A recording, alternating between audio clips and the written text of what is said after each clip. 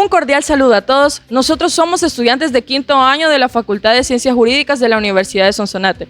Mi nombre es Andrea Aranda y ese día abordaremos el tema del control difuso y el ejercicio de la inaplicabilidad. El artículo 185 de nuestra Constitución nos dice: dentro de la facultad para administrar justicia, corresponde a los tribunales en los casos que tengan que pronunciar sentencia la inaplicabilidad de una ley o disposiciones de los órganos que contraríen los preceptos constitucionales. Es en base a ello que podemos establecer que el control difuso es la facultad o facultades que tienen los jueces para inaplicar una ley, esta en razón de ser contraria a la Constitución. Por lo tanto, podemos situar tres características principales respecto del mismo, por lo que es difuso, demostrativo e incidental. Cuando lo establecemos como difuso, lo podemos catalogar como la potestad que tienen los jueces para interpretar una norma y establecer si ésta es constitucional o no. Cuando lo situamos como declarativo, el juez, al momento de hacer su interpretación y de esa interpretación de esa normativa declara que es inconstitucional, dicha normativa no se vuelve nula, sino que solamente establece sus criterios y parámetros de interpretación respecto de la misma. Cuando lo situamos como vía incidental, lo establecemos que al momento de ser declarada una norma inconstitucional, esta se debe de hacer en un caso en específico o en un proceso donde ya se haya emitido sentencia del mismo. Por lo tanto, no podemos decir que se puede hacer una valoración de una manera abstracta, de una manera general, ya que esta solo tiene efecto entre las partes y no es erga omnes, es decir, frente a terceros, y mucho menos puede tener efecto alguno en los poderes estatales. Cuando establecemos también de que todas disposiciones legales tienen ciertos límites, por lo cual esta tiene sus límites legales y límites doctrinarios.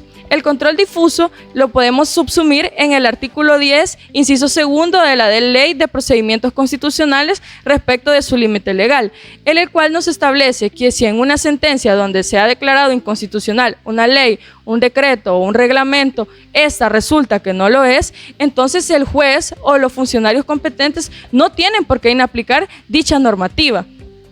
Por lo tanto, eso quiere decir que si la Sala de lo Constitucional ya ha establecido por medio de un parámetro cómo se debe interpretar una norma o una ley, entonces estos no tienen por qué no interpretarla de la misma manera o no aplicarla como tal. Sin embargo, se puede dar el siguiente ejemplo: que la Sala de lo Constitucional ha declarado no al lugar una disposición o una sentencia donde se relaciona una inconstitucionalidad respecto del derecho de libertad. Sin embargo, un juez, al momento de hacer una valoración de la misma norma, dice de que dicho criterio está en lo correcto, sin embargo no es una inconstitucionalidad respecto del derecho de la libertad, sino respecto del derecho de igualdad. Entonces, por lo tanto, aquí el juez sí puede ser amparado en esas facultades. Sin embargo, como lo decía, si la Sala de lo Constitucional ha declarado no al lugar tal inconstitucionalidad, entonces los suscritos no tienen por qué acatarla según las atribuciones conferidas en nuestro artículo 185 y 235 de nuestra Constitución.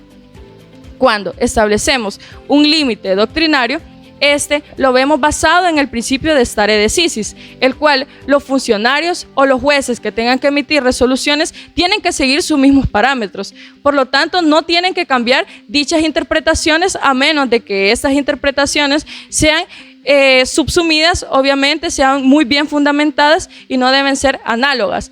Por lo tanto, tiene que surgir de un procedimiento en específico y que esas interpretaciones de esos ciertos casos tienen que seguir los mismos parámetros. Sin embargo, este principio también establece de que los jueces se deben de guiar por las instancias superiores, es decir, de que se deben de guiar por las interpretaciones emitidas por los jueces de esas instancias. Sin embargo, nuestro país y nuestra Constitución vela por la seguridad jurídica de nuestra Constitución.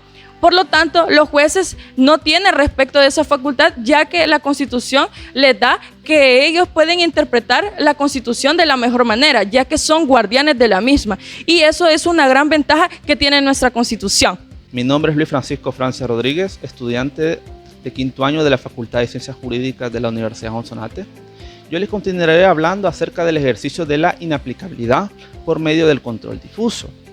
Como bien se dijo anteriormente, el ejercicio de la inaplicabilidad es una facultad que tiene un juez o tribunal de declarar inaplicable una norma jurídica en el caso concreto que tiene ante sí, cuando él o ella considere de que esta norma es contraria a la Constitución.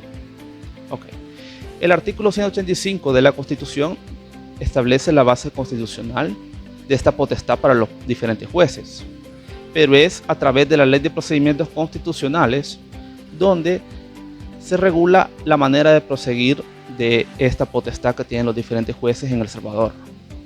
Y es así que el primer artículo a mencionar es el artículo 77A, que regula un deber que tiene todo juez de realizar un examen previo de constitucionalidad. Pero en la parte final de este artículo nos dice algo muy importante, que es que si la Sala de lo Constitucional se ha pronunciado acerca de la norma jurídica, es decir, si la Sala de lo Constitucional ha dicho que esa norma jurídica realmente no va en contra o no es contraria a la Constitución, los jueces están obligados a aplicarla, porque las resoluciones de la Sala de lo Constitucional son generales y obligatorias. Okay. Y el artículo 77b de dicha ley no establece los criterios mínimos para decidir la inaplicabilidad de una ley o disposición. Son dos criterios mínimos que debe tener. Primero, debe tener una relación directa y principal con la resolución del caso. Es decir, ella debe ser relevante para la resolución del caso que debe dictarse. Y B, la norma a inaplicarse debe resultar incompatible con la Constitución. Esto es muy importante mencionar el literal B, porque los jueces pueden llegar a interpretarle conforme a la Constitución. Pero si la norma es directamente contraria a la Constitución, eso resulta imposible. No se puede interpretar conforme a la Constitución. Por lo que este es el segundo criterio también. En el artículo 77C nos dice los elementos que debe contener la declaratoria de inaplicabilidad. Bueno, aquí debemos establecer tres cosas que debe realizar un juez. Primero es el objeto de control. El juez o jueza debe identificar el objeto de control. ¿Y qué es el objeto de control? Pues es la norma que él o ella considera contraria a la Constitución. ¿Sí? Y el parámetro de control es la norma jurídica de la Constitución.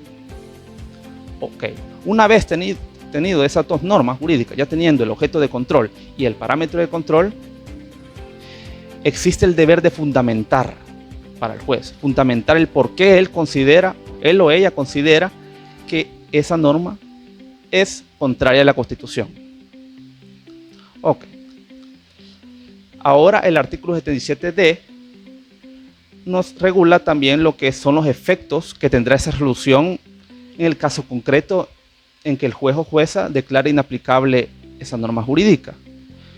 Bueno, los efectos que tendrás son solamente para ese caso. No tendrá los mismos efectos que tiene una resolución de la Sala de lo Constitucional, que es general y obligatoria. Solo tendrá efectos para ese caso. Sin embargo, no hay que reducir la importancia de esto, porque es a través de esto que se crean precedentes de las diferentes decisiones de los jueces y puede llegar a afectar a los casos futuros. Por último, el artículo 77E nos regula acerca de la remisión de rectificación de sentencia, que básicamente es que una vez el juez haya dictado sentencia interlocutora o definitiva, debe mandar el mismo día certificación de la misma a la Sala de lo Constitucional.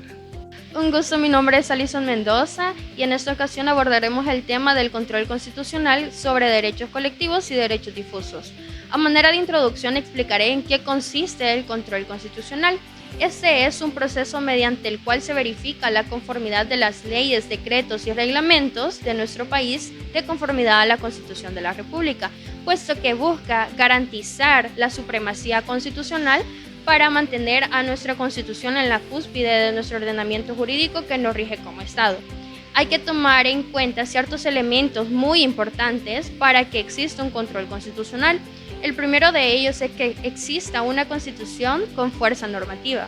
Como segundo punto, tenemos que debe de existir un órgano independiente con facultades para poder tomar decisiones que sean de obligatorio cumplimiento para todos, es decir, que estas decisiones sean erga omnes. Como tercer aspecto, debe de existir una amplia posibilidad de poder impugnar decisiones secundarias, y como último punto, hay que tener en cuenta que debe de estar sometido todo nuestro ordenamiento jurídico al control constitucional. Ahora bien, tocando el tema de la competencia de la Sala de lo Constitucional que tiene para poder invalidar ciertas actuaciones que son sometidas a su control, este proviene del derecho constitucional, y es así como la Sala de lo Constitucional tiene la última palabra en cuanto a la interpretación de la Constitución. Al igual, hay que tomar en cuenta el artículo 183 de nuestra Constitución, ya que aquí la Corte Suprema de Justicia, por medio de la Sala de lo Constitucional, pues prácticamente le da toda la facultad para que éste pueda declarar la inconstitucionalidad de las leyes, decretos y reglamentos en su forma y contenido de manera general y obligatoria, y obviamente esto puede ser a petición de cualquier ciudadano.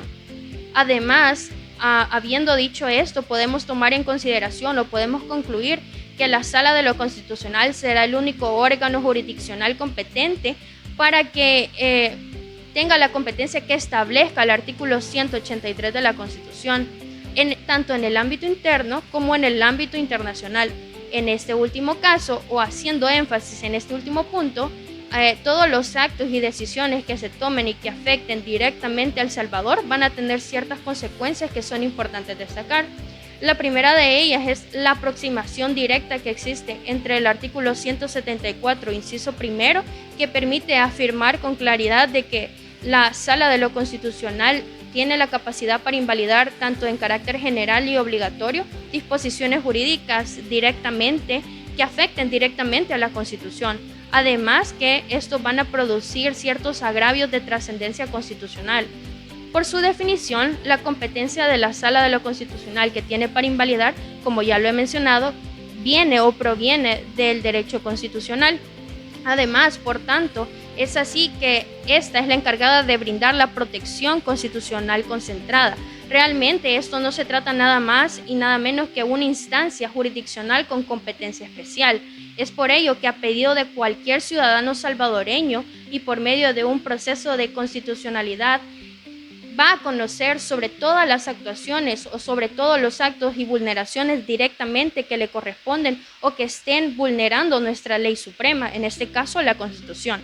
Además, a partir de la conexión que existe en el artículo 183 de la Constitución con el artículo 172, inciso primero, frase segunda, puede llegar a concluirse que a pesar de que exista o que dejen abierta la posibilidad a una sociedad de intérpretes, quien va a tener la última palabra para poder interpretar la Constitución va a ser únicamente la Sala de lo Constitucional.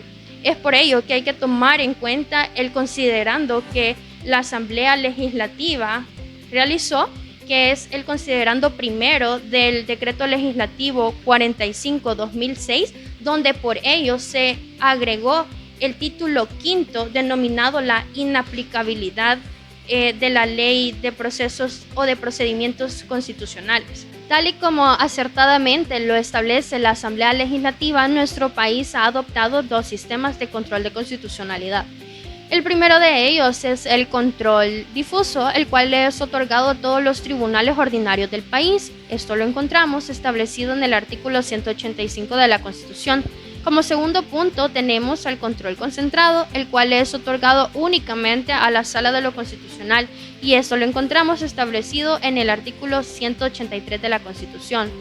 Ahora bien, hay que tomar en cuenta que a pesar de su integración orgánica con la Corte Suprema de Justicia, la Sala de lo Constitucional es el último juez que conoce de los conflictos constitucionales. Es por ello que se puede decir que la Sala de lo Constitucional es la máxima autoridad en materia constitucional. Además que es por ello que le es conferido el poder o la competencia para poder dirimir tales conflictos. Además de esto, cabe destacar que de conformidad al artículo 183 de la Constitución, todas las resoluciones que la Sala de lo Constitucional adopta pues son no revisables ni tampoco son impugnables bajo ninguna circunstancia ni por cualquier autoridad. Habiendo dicho todo esto sobre el control constitucional, podemos pasar a definir lo que es los derechos difusos y derechos colectivos. En El Salvador, los derechos difusos y colectivos son categorías bastante amplias y pues son derechos que no son atribuibles a una persona en específico, sino más bien son derechos que tienen en común un conjunto de personas que no puede definirse. Además de esto, cabe destacar que son categorías que están relacionadas con los derechos humanos y los derechos sociales y busca proteger derechos en común o derechos colectivos. Además de esto, podemos destacar como concepto de derecho difuso que son todos los derechos que son conferidos o se caracterizan por no ser atribuibles o ser indivisibles en cuanto a un grupo o un individuo en particular. Además que son derechos que afectan a un conglomerado de personas y que se encuentran dispersos en la sociedad. En El Salvador y así como en otros países podemos destacar algunos ejemplos de derechos difusos. Uno de ellos es el derecho de la salud, el derecho al medio ambiente o los derechos o cuestiones que tengan que ver con la economía. Además de hecho, podemos mencionar que la protección de los derechos colectivos corresponden a una sociedad activa y también podemos destacar que le corresponde a todo el aparato jurisdiccional la protección de los mismos. Y yo les voy a explicar sobre derechos colectivos. Los derechos colectivos son aquellos que pertenecen a un grupo de personas con características comunes, como puede ser un grupo étnico, una organización o una comunidad. Aplicándolo a la sociedad salvadoreña, esto puede incluir derechos de comunidades indígenas, derechos laborales colectivos, derechos de asociación y reunión, entre otros. La protección de los derechos colectivos a menudo implica el reconocimiento cultural de ciertos grupos y la promoción de medidas para salvaguardar sus intereses específicos. Ahora bien, es importante mencionar que existe un control constitucional de los derechos colectivos. El control constitucional sobre los derechos colectivos le compete a la Sala de lo Constitucional de la Corte Suprema de Justicia. Esta sala es el órgano encargado de interpretar y velar porque se le dé una correcta aplicación a la Constitución de la República. El control constitucional sobre derechos colectivos se ejerce a través de la acción del amparo, es decir, que una persona o un grupo de personas puede presentar una demanda ante la Sala de lo Constitucional para proteger derechos colectivos ante una violación por parte de autoridades públicas o particulares. El amparo es un medio legal importante en nuestro país, ya que con este se busca proteger los derechos colectivos de la población. Es importante mencionar también que para presentar una demanda ante la sala es necesario que haya o que se pruebe que realmente ha habido una vulneración hacia estos derechos y que ya se ha agotado previamente el recurso administrativo o judicial correspondiente. También se debe presentar una fundamentación sólida y argumentos claros que demuestren que realmente ha habido una vulneración hacia estos derechos. Cabe mencionar que la Constitución reconoce una serie de derechos colectivos, tales como el derecho a la libertad de asociación, el derecho a la sindicalización, el derecho a la participación ciudadana, entre otros. Entonces, concluyendo con esta idea, existe un control constitucional para proteger los derechos colectivos que se ejerce a través del amparo, y ese amparo debe de presentarse ante la Sala de lo Constitucional. Por otro lado, también existe un control constitucional de derechos difusos. El control constitucional de estos derechos difusos también le compete conocerlo a la Sala de lo Constitucional, ya que ésta tiene la responsabilidad de proteger los derechos que se encuentran en la Constitución, así también incluyendo los que se consideran derechos difusos. Como ya se estableció, los derechos difusos no pertenecen a una persona en específico, sino que benefician a un grupo de personas indeterminados y ejemplo de esto puede ser el derecho a la salud, el derecho a la educación y el derecho a un medio ambiente sano. Entonces, en nuestro país el medio legal para proteger los derechos difusos es a través de la inconstitucionalidad. Es decir, que si una persona o una entidad considera que una ley o un acto del Estado causa violación hacia un derecho en la Constitución, esta puede presentar el recurso de inconstitucionalidad ante la Sala. La Sala lo que hará es evaluar si realmente esa ley o ese acto en cuestión vulnera esos derechos establecidos en la Constitución, y de ser así, se va a declarar la inconstitucionalidad y va a dejar sin efecto esa ley o ese acto impugnado. La Sala tiene la facultad de conocer y de resolver las demandas de inconstitucionalidad que se le presentan, ya que pues tiene la obligación de proteger y de velar porque se cumplan los derechos que se encuentran en la Constitución. En los fallos, la Sala de lo Constitucional va a declarar inconstitucionalidad sobre la norma en cuestión. De ser así, esa norma ya no se va a poder aplicar porque vulnera derechos fundamentales de los ciudadanos. También la Sala puede establecer medidas correctivas para garantizar la protección de estos derechos difusos, como por ejemplo el mejoramiento de la infraestructura educativa o garantizar el acceso a los servicios de salud. Es importante mencionar también que no solo la Sala tiene la facultad de conocer sobre estas demandas de vulneraciones de los derechos que se encuentran consagrados en la Constitución, ya que también en nuestro país contamos con órganos estatales como la Procuraduría para la Defensa de los Derechos Humanos y el Ministerio de Medio Ambiente y Recursos Naturales, que estos también son organismos que tienen la facultad de recibir demandas, de investigar y de sancionar en los supuestos donde realmente se llegue a comprobar que está existiendo una vulneración o una violación de los derechos fundamentales en la Constitución, así como también derechos difusos.